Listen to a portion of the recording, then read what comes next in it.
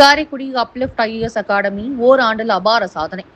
காரைக்குடியில் செயல்பட்டு வரும் அப்லிப்ட் ஐஏஎஸ் அகாடமி டிஎன்பிஎஸ்சி தேர்வில் பல மாணவர்களை வெற்றி பெறச் செய்து சாதனை படைத்துள்ளது.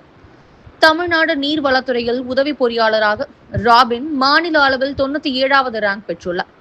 ஊரக வளர்ச்சி மற்றும் பஞ்சாயத்து துறையில் கோபிநாத், நரசிம்மவர்மா ஆகியோரும், நெடுஞ்சாலை துறையில் சிவப்பிரியா 24வது ரேங்க் பெற்று உதவி பொறியாளர்களாக தேர்வாகியுள்ளனர்.